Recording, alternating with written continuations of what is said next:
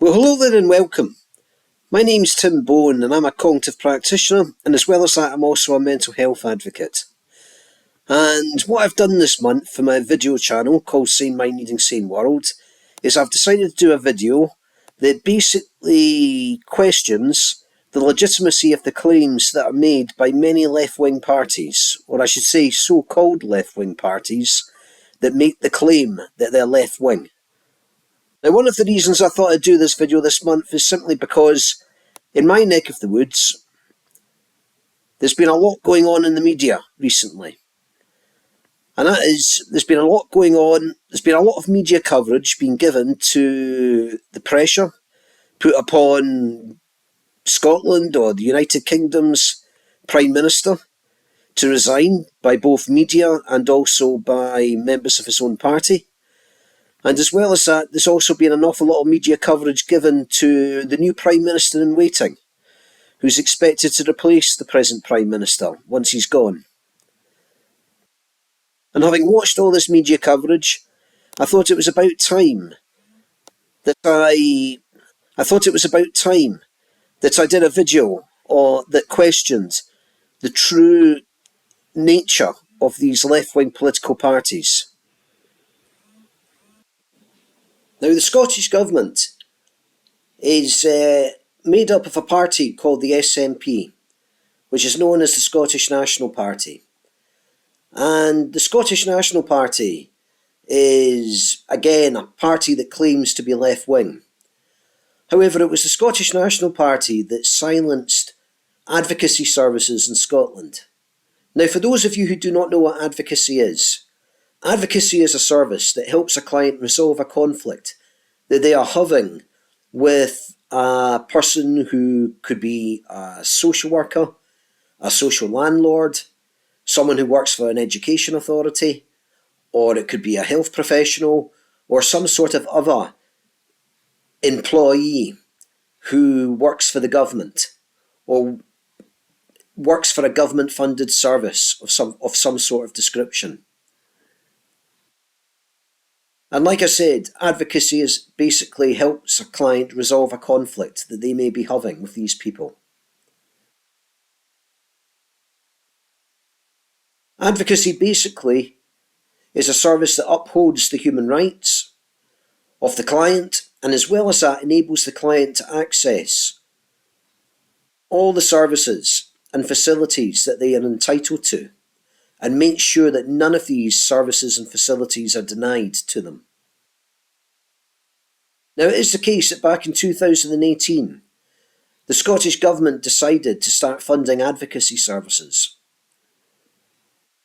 And as a result of this, those advocacy charities that accepted Scottish Government funding found themselves now being funded by exactly the same people that the government-funded services that their clients were in conflict with were funded by.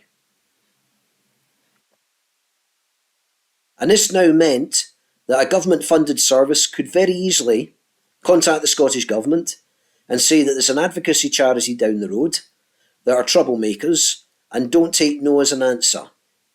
And could the Scottish Government please pool their funding? That was what government-funded services, that was the power that government-funded services now had, now that the advocacy services were now funded by government funding. As a result of this, many advocacy services did not want to get on the wrong side of the government-funded services. And as a result of that, many clients of theirs found themselves no longer getting the representation that they needed from their advocate. No longer was their advocate fighting for their human rights as much as they used to do. And as a result of this, many clients found themselves being denied entitlements. And as well as being denied entitlements, they were also finding themselves experiencing some of the worst human rights violations. And this was all because the Scottish Government wanted to fund advocacy services simply because the Scottish Government would be allowed, by doing so, to get to enjoy huge cost savings. Doesn't sound very much like a left-wing government to me, if you ask me. a government that's prepared to violate human rights and deny people access to entitlements simply for the purpose of saving costs. Now, this was why I closed my advocacy charity back in 2017, simply because I knew that the advocacy world was going to start becoming plagued by Scottish Government funding quite soon.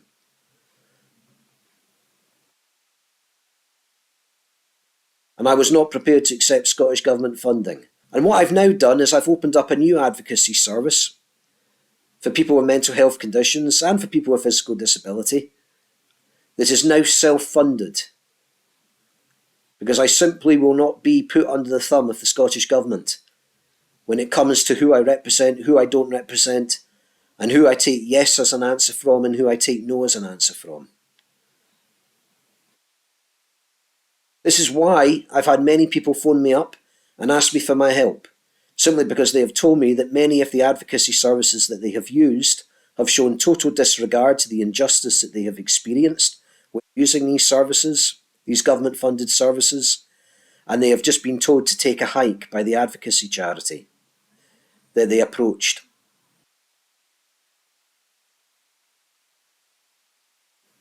And therefore I now get very bitter and get very angry when I hear one of these so-called left-wing parties describe themselves as being left-wing. Because when it comes to the matter of human rights, they're not very left-wing. That's my experience.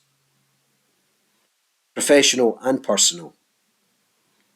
Now, like I've just shared with you, there's been an awful lot of media coverage given to the new Prime Minister in waiting over the recent weeks in the media, where we've witnessed him on television giving talks to many audiences about what a different country Britain will be under his premiership. And I did come home the other night and I did switch on the television and I did see him standing there on the television, and I did see him on the television giving his speech, saying to an audience of people who were all clapping and saying hooray, hurrah, that when he gets into power, or when he becomes Prime Minister, what he's going to do is he's going to create many vocational and academic opportunities for young people. He was also saying that not only will he create vocational and academic opportunities for young people, he would also create a lot more opportunities as well for young people who are neither academically gifted nor vocationally gifted. And everybody was clapping to this and thinking this is brilliant. Now, once I heard him speak like this on the television, I had to immediately turn the television off, because I immediately felt furious. I thought to myself, now all politicians in the United Kingdom's definition of young people is people who are in their late teens and in their 20s. In other words, people who are school leavers and those in their 20s. And whenever they're talking about personal development opportunities or employment opportunities or any sort of vocational training or academic opportunities, they are always talking about it in the context of school leavers and people in their 20s. Never are these politicians ever heard to be speaking about the middle-aged adult who has been out of the workplace for a very long period of time and as a result of that cannot find a job. There are many people in our country who are above the age of 30. They're now in their middle years, and basically they've been out of the workplace for a long period of time, probably because of ill health, or they've been out of the workplace because of problems such as having to look after a loved one, or they might have had children, for example, and they've had to maybe take a few years out of the workplace to raise their children during their first years of life. And they're now ready to come back to work. However, they cannot find a job because no employer will touch them, simply because they've been out of the workplace for far too long, through every employer's eyes. And as well as that, no employer will touch them because they're now seen as no longer being young. And they're now seen as being middle-aged or older as well. And therefore these people are just out of work. And the politicians are never heard to be speaking about these people.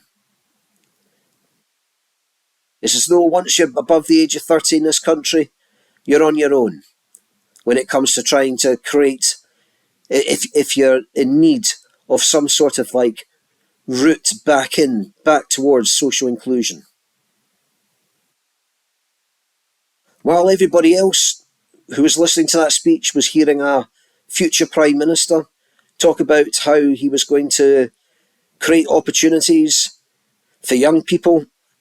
They would create not just educational and personal development opportunities, but also employment opportunities. I was hearing a politician say, if you're above the age of 30 and you've been out of a job for a long time and you're finding it difficult to find a job, in fact, you're pretty much finding it impossible finding a job, then social exclusion is most likely the long-term future for you. That's what I was hearing coming from this Prime Minister. And not only was I hearing that, but I was also hearing him say, and if you're ever looking for a route out of social exclusion, back towards inclusion, back towards social inclusion, then you're just going to have to rely on using your own skills, your own knowledge, your own life experiences, and putting these together to create a role for yourself that will allow you to be socially included again in our society. Because you're not getting any help from us. And that's what I heard from him. Now, I don't know about you, but I would say that kind of campaign and that kind of political talk coming from this politician, who is a so-called left-wing politician, is ageist. And I always remember being told that ageism was discrimination. And I also have always been told that discrimination is right-wing. And if for any politician who is only ever heard talking about young people when talking about providing training opportunities and employment opportunities, is a politician that can be described as being right-wing, regardless of what they might describe the political orientation of the political party that they belong to as being. Now, I, for a long time in British politics, have always been very doubtful about any party that calls itself left-wing actually being left-wing. And the reason for this is because every party in British politics that calls itself a left-wing party seems to only feel strongly passionate about two things. One of these things is wealth, and the other one of these things is social mobility. And these are about the only two things that they feel very passionate about, and that's it. They don't even feel passionate about public services, like health and housing and education. Because look at the amount of subcontraction we've seen over the years. They're prepared to give the private sector the responsibility of running these services when they know that the private sector will run these services for the purpose of profit and not for the purpose of personal well-being. And housing is a good example of this. When I see how people with disability have been treated by housing associations, it makes you realise what a big mistake giving responsibilities to the private sector was in terms of running essential services like housing and care. And I can say that as somebody who's been working in physical disability and mental health advocacy for many years now. Now, I did a video quite recently on the societal conditioning of the confident child into becoming the very highly insecure, disappointing adult. And in that video, I made reference to the fact that society conditions a large majority of our population into becoming highly insecure about the size of their income, and as well as that, their socio-economic position in society. And so when I hear so-called left-wing politicians, and also see left-wing politicians only feeling passionate about wealth and social mobility, I have to ask myself, is this because of insecurity? They feel only passionate about, they feel passionate only about these two issues? Or is it because they're left-wing? And I would have to be of the mindset that it's insecurity, by the very fact that they don't talk about any of the other matters, or feel anywhere near as passionate about any of the other matters as they feel about these two matters. That is wealth and social mobility. Don't get me wrong, there's a huge problem with inequality of wealth in our society, especially when something like 5% of the world's population own 95% of its wealth. And therefore people have plenty of reason to be angry about wealth inequality. But when this is about the only thing you hear left-wing politicians talking about, and that's it, and they don't always make complaints about it when they suddenly are blessed with the fortune of becoming wealthy at a later time in their careers. However, when this is the only issue that you see so-called left-wing politicians feeling passionate about, you do have to ask yourself, are they really left-wing? Because they don't talk about any of the human rights matters at all, just wealth and social mobility. The left-wing covers a huge number of issues, and I would actually say one of the most defining features of left-wing politics is its interest in human rights. And I very rarely hear any left-wing politician in the United Kingdom talking about human rights. A real left-wing politician in this country would be heard saying things like, I'm worried about the human rights violations that are going on in our public sector.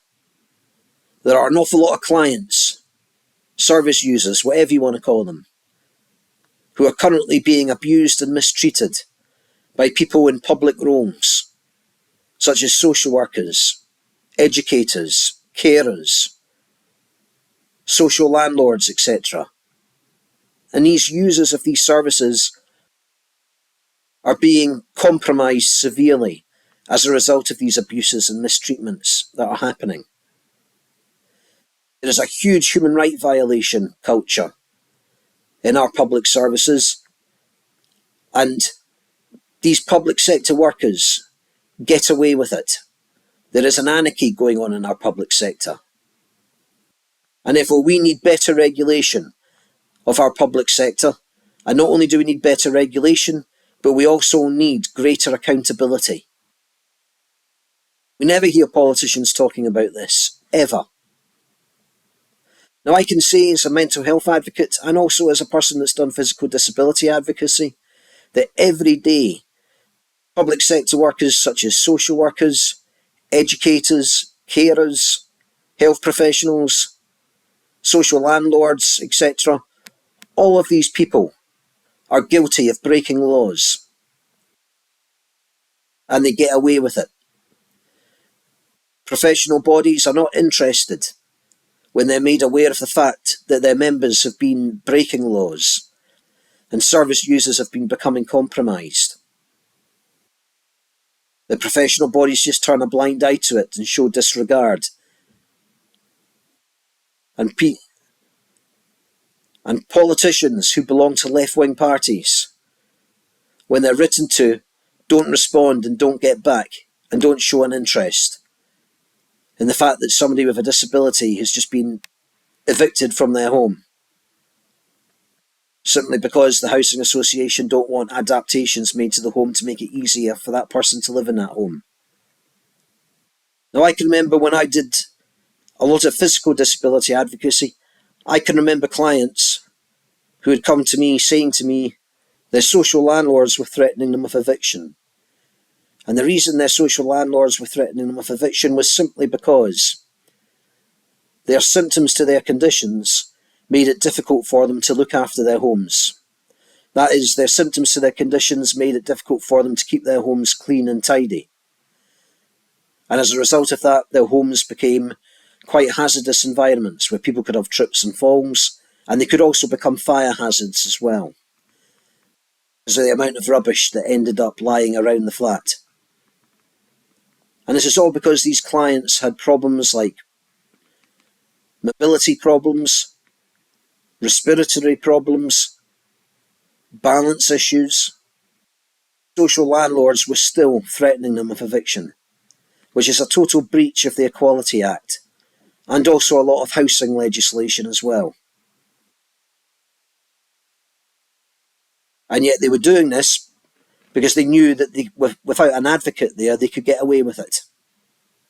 Because they knew also that if anybody made a professional complaint to their professional body would stick up for the housing, for the social landlord, and just totally disregard the complaint being made, and let the social landlord get away with breaking the law and continue practicing in the role that he or she was practicing in. Now, these kind of abuses and human rights violations are going on all over the place in our public sector.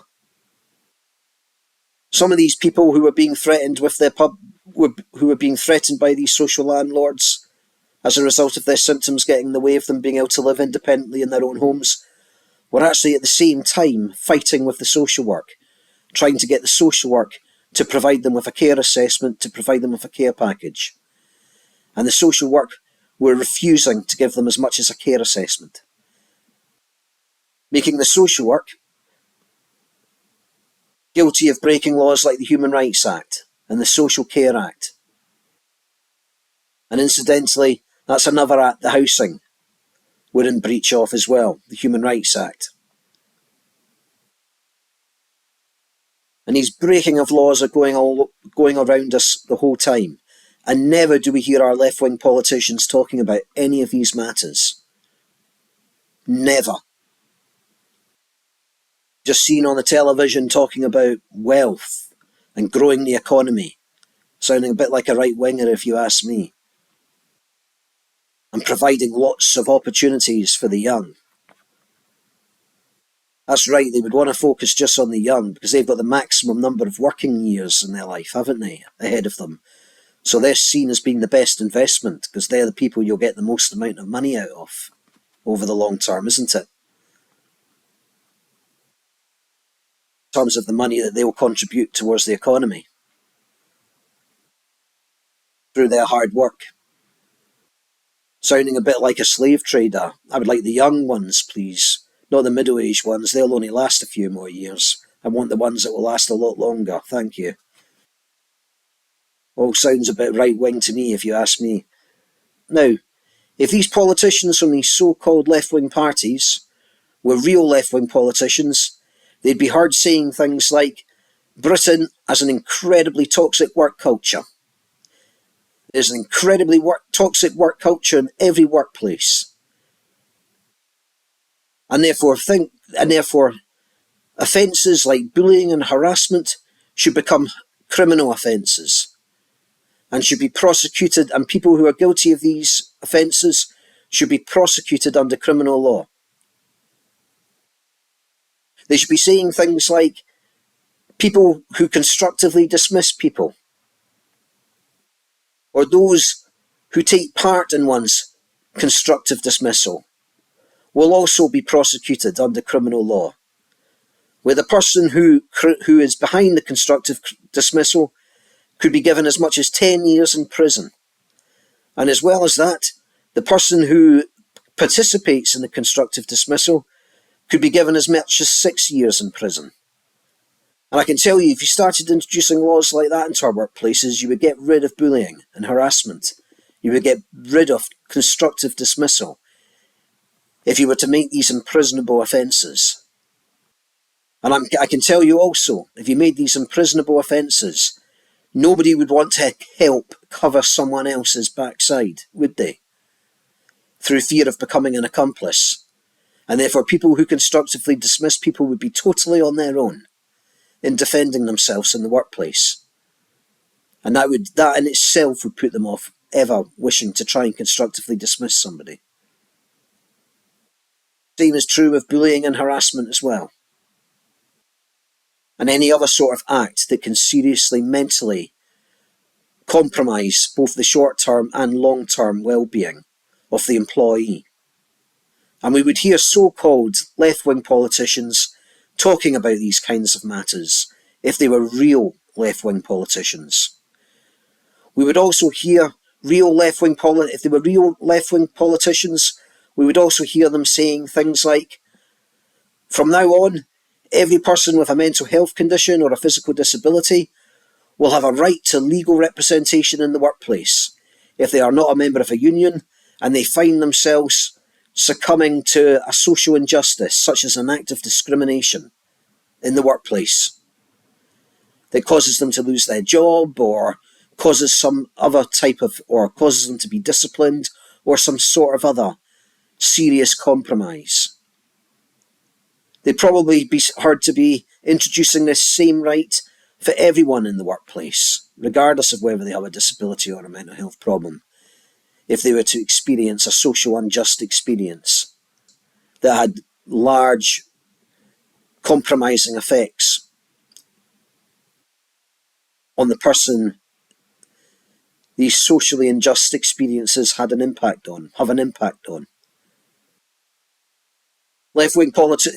Real left-wing politicians would also be heard saying things like, what we are going to do is we are going to relax the criteria that a person has to meet in order to be given a legal aid lawyer. That way, in our country, there will never be a time in a person's life where they will find themselves in a court where they are without legal representation because they don't enjoy the privileges of having an income that allow them to afford a lawyer. We unfortunately never hear any of our so-called left-wing politicians talk about any human rights matters or any human rights issues, and also coming up with answers to these human rights matters that need resolving. Now, if a party is a real left-wing party, it would have a completely different mindset to the mindsets that the so-called left-wing parties that we have in this country have. For example, a real left-wing party would be heard saying to the electorate, we don't exist to be elected. We exist to govern. We have a set of policies, and it is up to you to decide whether or not, through reading through our manifesto of policies, whether or not you want us to be your government. And if you do want us to be your government, then you vote for us. And if you don't want us to be your government, then you don't vote for us. And it's as simple as that. And that is basically what a real left-wing party's mindset would be. They wouldn't be scared to say or introduce a policy where they tax the rich a greater rate of tax than they tax the poor. They wouldn't be too scared to say that before an election, and they wouldn't be too scared to say that during any term of power either. Because their attitude would be, we would rather not be elected as a result of you not liking our taxing the rich policy, and be elected where we have to run a country where we tax the rich the same rate of tax that we tax the poor.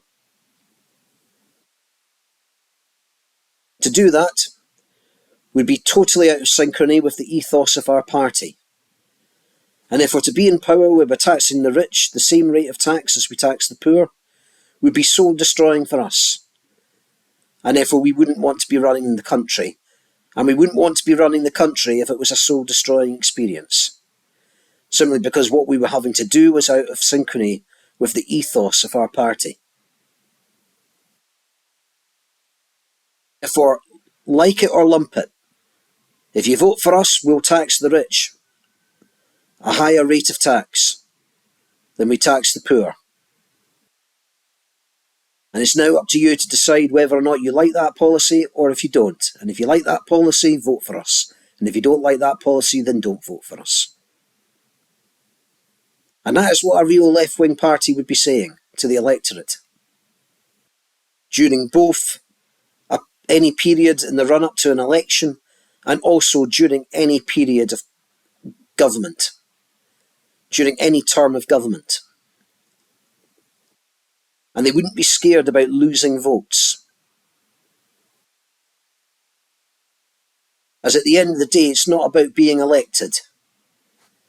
It's about running a country, for the purpose of bringing about better change. However, what we have instead is we have a so-called left-wing government or left-wing party that don't charge the rich a higher rate of tax, the rate of tax they charge the poor, simply because they worry about losing the vote of the rich, and as well as that, they worry that the rich and the wealthy will move elsewhere and invest elsewhere. And therefore, to keep these people here, they want to charge them a rate of tax that's the same as the rate of tax they charge the poor. And therefore, you could say that our so-called left wing dance to the music of the rich and wealthy, don't they?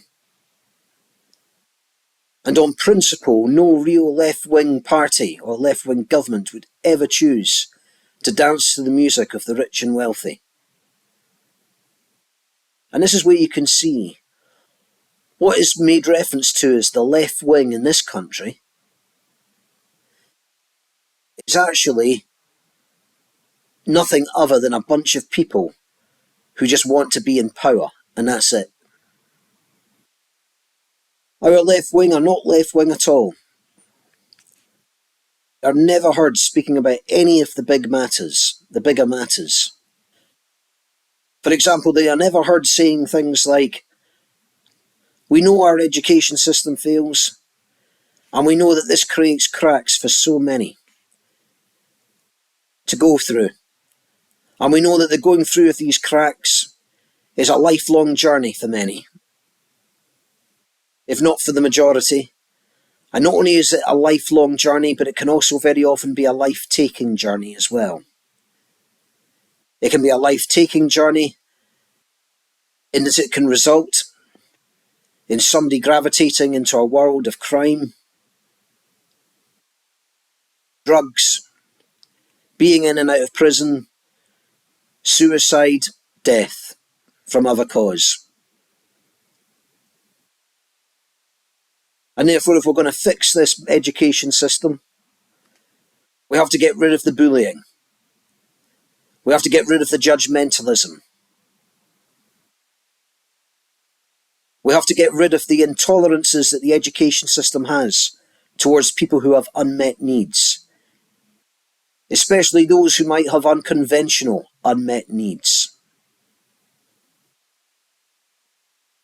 And we must improve training of the professionals that provide these services so that they have a greater public awareness and understanding of the issues that these service users who use the education system encounter during their education years. We never hear them talking about this, ever. We never hear them say any of these kinds of things. If we do ever hear the so-called left wing in this country ever talking about education, they're only talking about it in the context of how people from disadvantaged backgrounds are underperforming within it. Where the definition of a disadvantaged background is a background without wealth. That's the only definition of a disadvantaged background. How many times do I hear them when they're making reference to when they're making reference to people from disadvantaged backgrounds, how many times do I hear them use the word poverty? And how many times do I hear them use the word working class, the term working class? And yet there are so many other disadvantaged groups, it's beyond belief. They never talk about the group of people who have had a life-transforming injury, do they? That totally scuppers their employability and when it comes to manual work. Yeah? They're never heard to be talking about that person, are they? Just, oh, the working class. Oh, people who are impoverished. But that is it. They do not talk about any other disadvantaged group. Do not talk about the kid that's coming from the home who's got the mother, the overbearing mother, or the overbearing father, who's mentally scarring them. And that kid's going to carry mental scars with them for the rest of their life. That's going to make it impossible for them to function in the workplace. And they're going to end up as a result of that gravitating into crime and ending up in prison, even though they came from a middle-class family where both parents were professionals. Never heard talking about that person, are they? No. That person's not even on their radar. I don't think they've got the life experience or life knowledge or enough exposure to the real world to know that such a person exists. One thing I would say is a feature of being real left-wing is being life-educated. And I see very little evidence of that amongst our so-called left-wing parties. The language I hear coming from the so-called left-wing is things like, oh, it's so unfair that he's on more money than me. Oh, his father was poor, so it's only right that he be rich. Oh, he's allowed to live in a big house, but I'm not, so I hate his guts. Oh, he gets opportunities that I don't get. That's not fair. Oh, he gets to go on holiday 2 times a year to long-haul destinations, whereas I only get to go on holiday once a year to Ibiza. Oh, it's so unfair. It really is. He didn't have to work for his dad to buy that bag of golf clubs. Whereas if I was to get a bag of golf clubs, I would have to go out and work for the money. Oh, that is the only kind of language we hear coming from our left wing. It's the language of grudge and insecurity, and not the language of confidence. And I'm afraid to say it creates a politics that has as its foundations insecurity and grudge, which is a politics that doesn't get anyone anywhere and doesn't bring about any positive change at all. Just brews bitterness and anger and division. What's laughable is you get so-called left-wing politicians who spend their entire lives campaigning against others being able to live with privileges that other people don't get to enjoy. However, once they are granted these privileges, suddenly the complaining about some people being allowed to live with these privileges but not others vanishes. And they're now seen to be really enjoying the privileges that they were once very against other people being able to enjoy. And when you see such examples of people in the left wing, that's when you realise that so much of their language was just bitterness, anger, jealousy and grudge. And I have to be honest with you, I would just have to say they're not left wingers. What they are is they're angry, jealous right wingers. It's more like, oh, you're a Tory and I'd love to be a Tory, but I can't because I'm not rich enough, so I hate you, so I'll be Labour. That, I'm afraid to say it, is the kind of mentality that our Labour Party is full of. Okay? Look at Neil Kinnock. Neil Kinnock spent his entire life campaigning against the House of Lords. He was a passionate hater I say passionate, by the way, take that with a pinch of salt, hater of the House of Lords, and thought it should be scrapped because he thought it was entirely undemocratic. It gave people position to have that allowed them to have great control over country, and brought with it benefits as well, brought with it connections and contacts in high places, and therefore could attract wealth as well. And he was passionately against it and thought it should be scrapped. However, when he got to the end of his political career, he was awarded a peerage. That is, he was allowed to become a lord, and he was now allowed to be a member of the House of Lords. And now he has been very much enjoying his career in the House of Lords now for many years. And when I saw him on the television the other day, giving his views on Andy Burnham becoming Prime Minister, saying, we need a caring man as Prime Minister, we need a compassionate man as Prime Minister, I thought to myself, you are just full of, I won't say the word, you know what. And I thought to myself, how cheap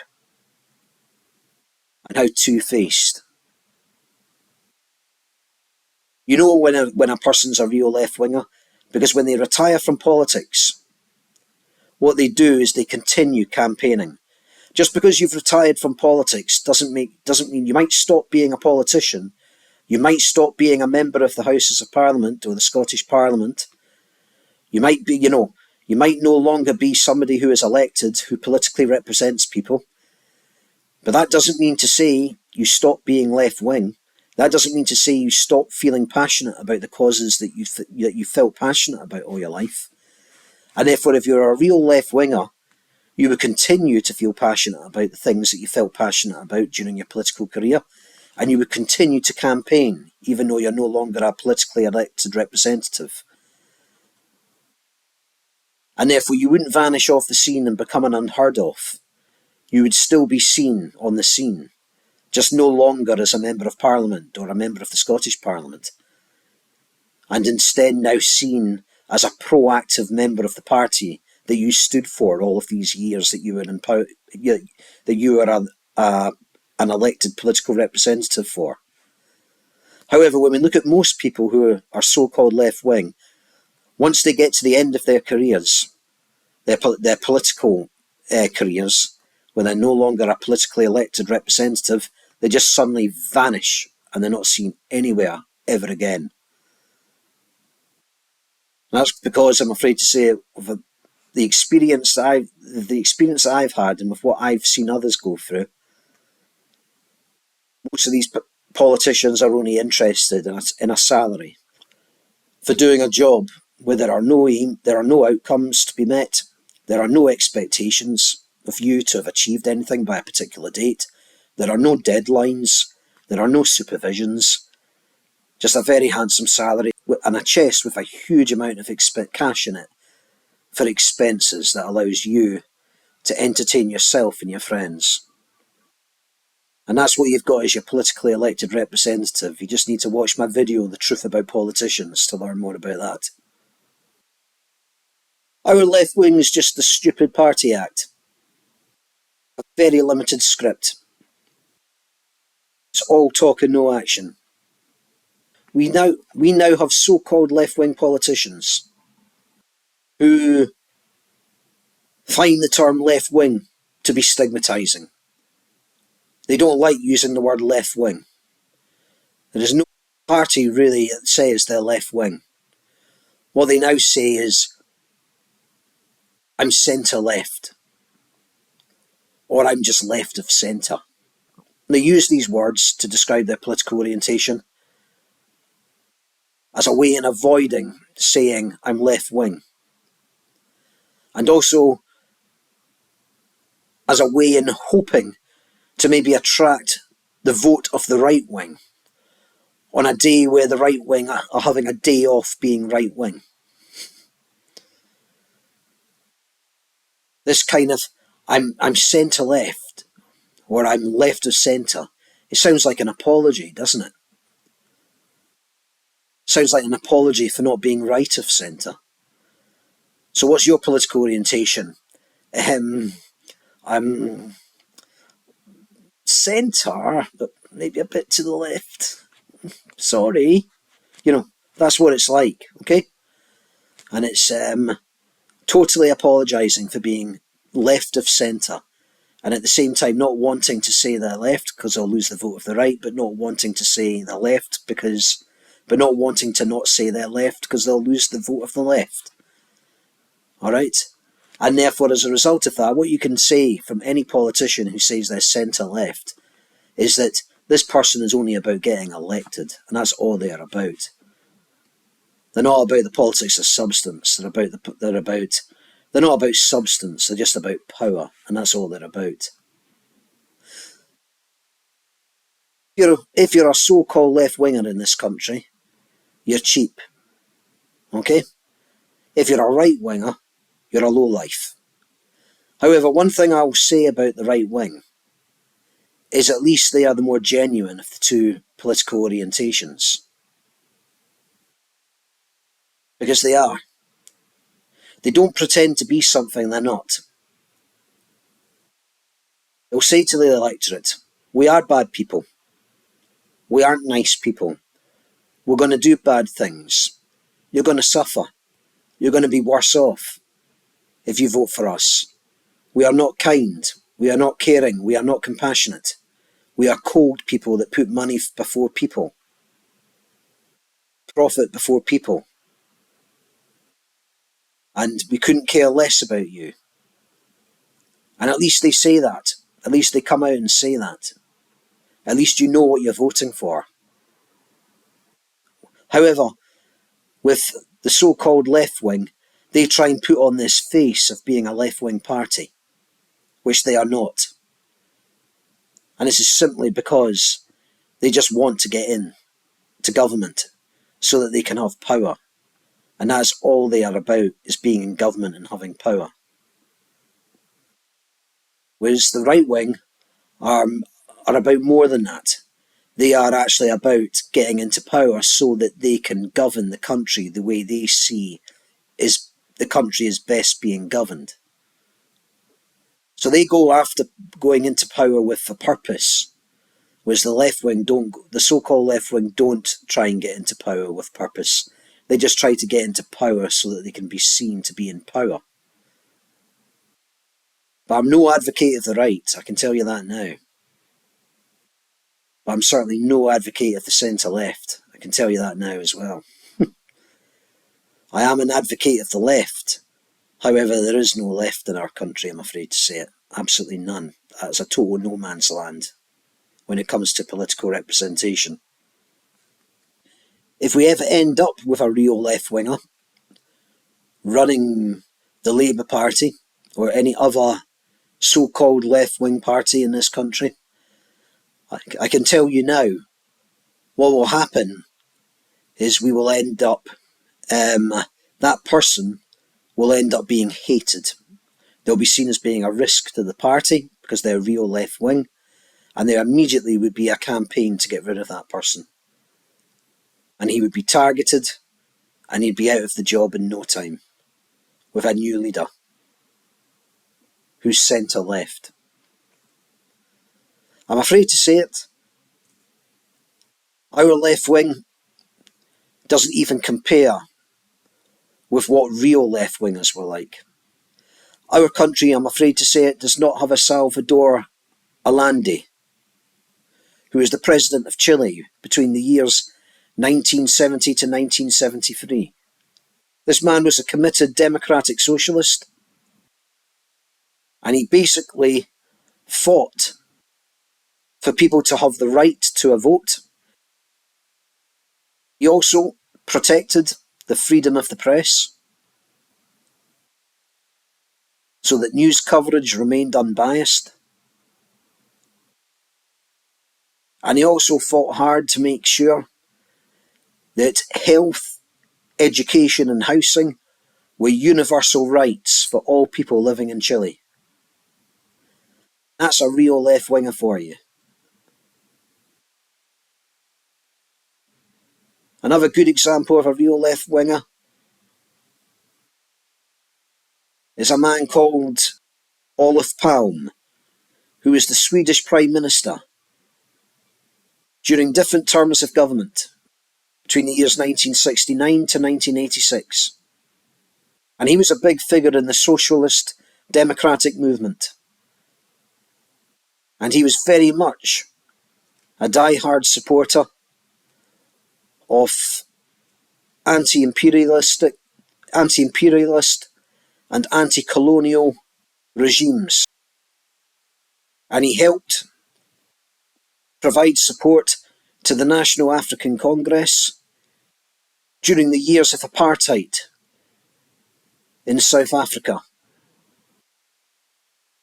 And as well as that, he developed very strong bonds with Yasser Arafat and the Palestinian Liberation Organization. And that's a real example again of a real left-winger. Another example of a good real left-winger would be somebody like Thomas Sankara, who is the president of a country called Burkina Faso in Western Africa. And he was an anti-imperialist Marxist, and he spent his life engaging in good cause political programs, such as the eradication of illiteracy, and as well as that, the getting rid of political corruption. He was also noted for bringing an end to female genital mutilation, forced marriage, and as well as that, tribal oppression. And therefore these are all good examples of real left-wingers. And I'm afraid to say it, in our country, we just do not have anybody like that at all. We just get a politician like Wes Streeting being interviewed on Sky News with his fake tan, making promises that will never be delivered. Totally cheap. All we've got as an answer to the left wing are people like Keir Starmer, Wes Streeting, as I've just mentioned, Yvette Cooper, Rachel Reeves, Jonathan Reynolds, Pat McFadden, and others that I've not mentioned there. These are the kinds of people that we have as our left wing. And all these so-called left-wing politicians, by the way, that I've just mentioned there, are all supporters of Friends of Israel. And for those of you who aren't aware of what Friends of Israel is, Friends of Israel is a government lobby group that forges bonds with Israel. What it does is it forges bonds with, it makes contacts and establishes connections with people in Israel who are in high-profile roles and have great influence. It generates where these connections and contacts allow for the generating of funding for the Labour government. Where that funding has funded the campaigns behind the electing of more than half of Keir Starmer's cabinet. The Labour Party also accept money from businessmen who are very pro-Israeli. And examples of such businessmen that provide the Labour government with such funding, who are pro-Israeli, are people like Gary Lubner, Sir Trevor Chin, and Stuart Roden, just to name a few examples. Now, I think that the Labour Party taking funding of Friends of Israel, and as well as that, these pro-Israeli supporting businessmen, is evidence of what I say about the so-called left wing at the beginning of this video. I said at the beginning of this video that the so-called left wing are obsessed with wealth, and they don't focus enough on human rights, if at all on human rights. And this is a good example that evidences how they prioritise human rights in relation to wealth. What we see here is we see a Labour Party accepting money of Friends of Israel, which is a nation of people who are guilty of carrying out mass genocide in Palestine, Iran, and in Lebanon. And as well as that, Labour are prepared to take funding of businessmen who are very supportive of Israeli causes. And therefore, as a result of that, what we see here is we see a so-called left-wing party showing disregard to major human rights violations so that they can get their hands on money. So doesn't that just prove the point that I was making at the beginning of this video? That the so-called left-wing have an obsession with wealth, but couldn't care less about human rights. Now you might ask, when was the last time this country had a real left-winger in it? And I would say the last time this country had a real left-winger in it was probably the time we had Jeremy Corbyn as the leader of the Labour Party between the years 2015 and 2020. And basically, Jeremy Corbyn was a real left-winger because Jeremy Corbyn felt passionate about many left-wing causes. He felt passionate about anti-war. He was the former chair of the Stop the War coalition. He was very against the war in Iraq. And as well as being very against the war in Iraq, he's always been pro the United Kingdom having a more non-interventionalist military policy. He's also a man who has been anti-austerity, and as well as that, also anti-welfare reform. He's never believed in making cuts to public spending for public services. And he has also wanted, when he was in power, he also wanted to grow the size of the welfare state.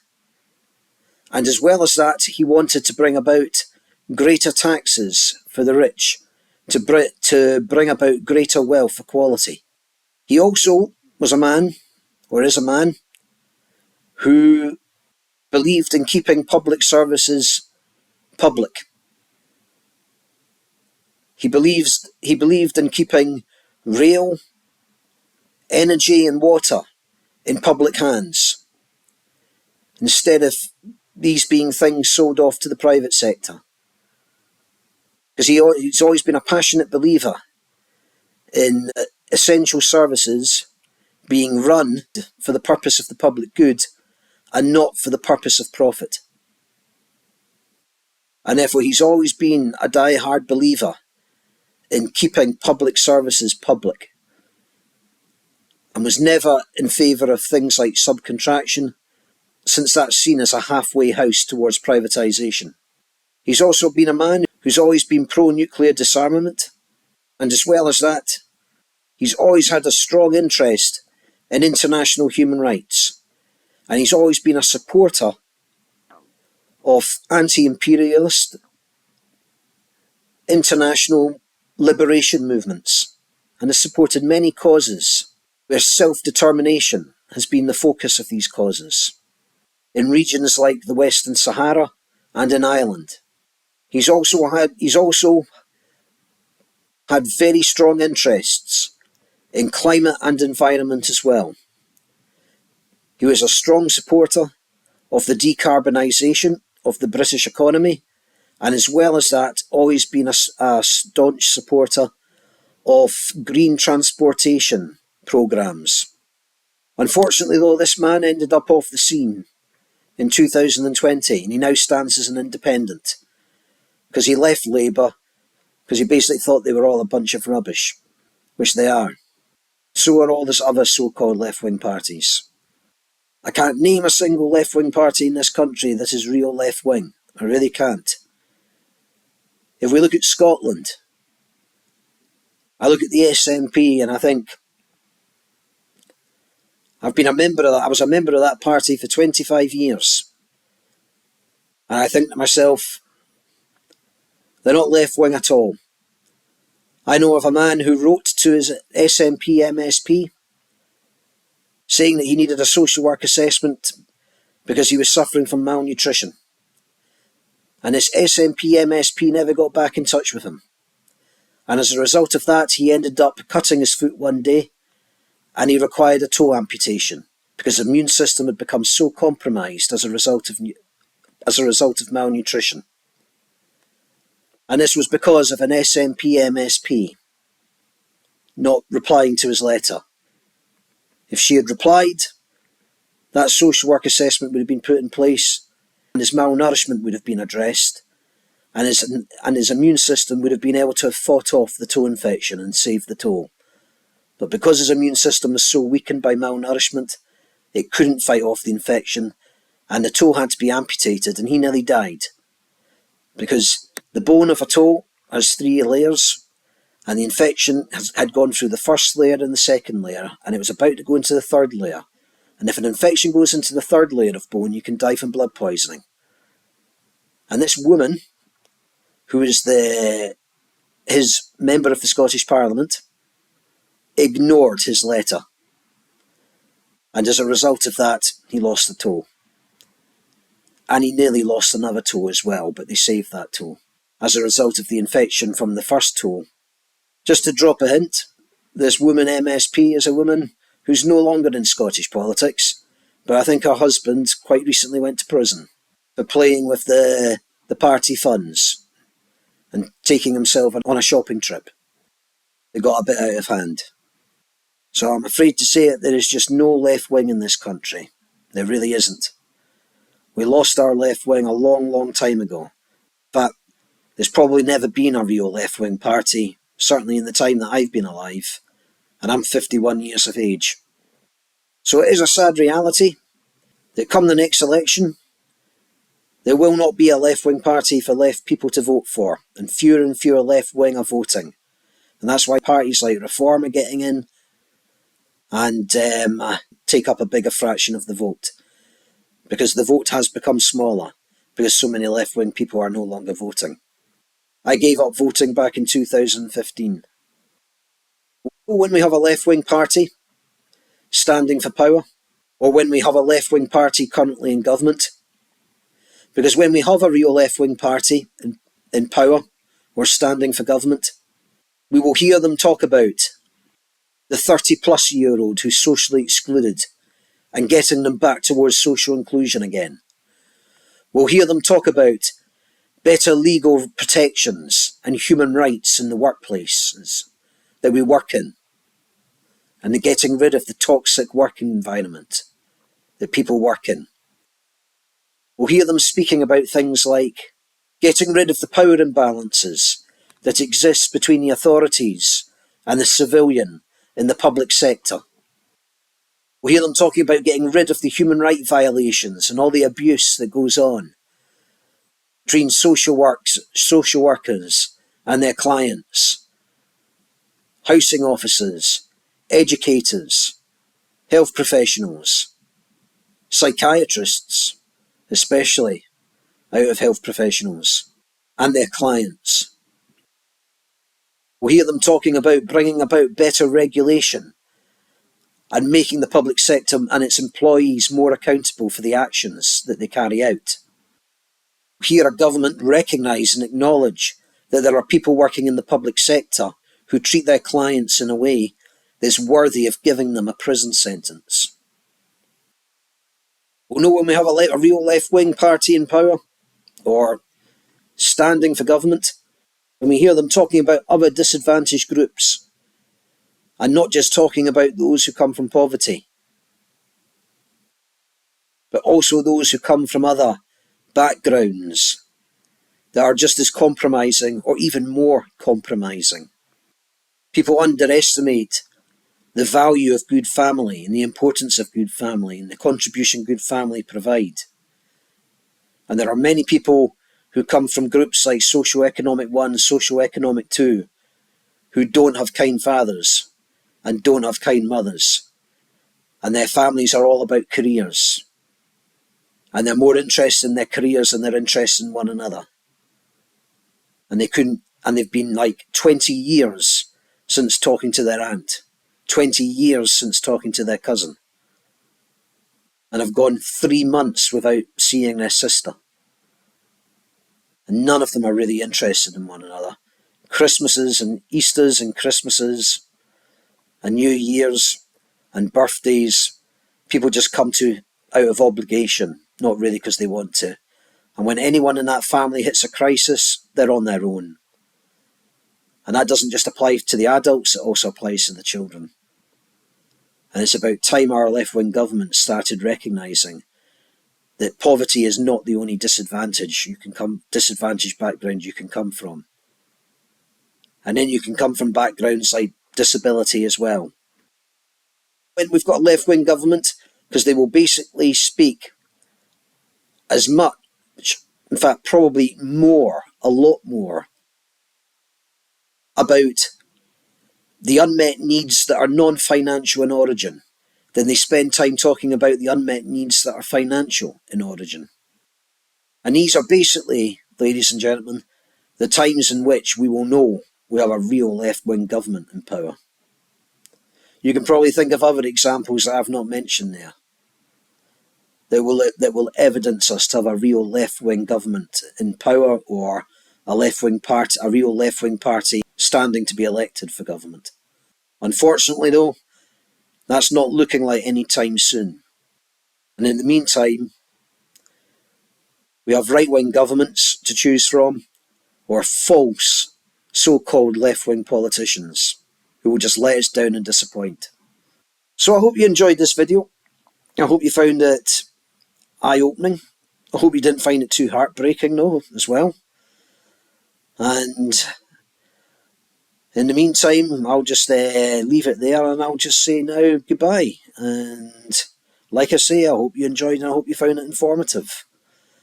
And maybe share this information with others.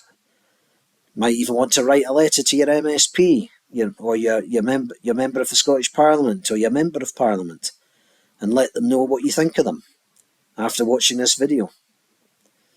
Okay, so in the meantime, take care, and I'll see you next month. Goodbye. Cheers.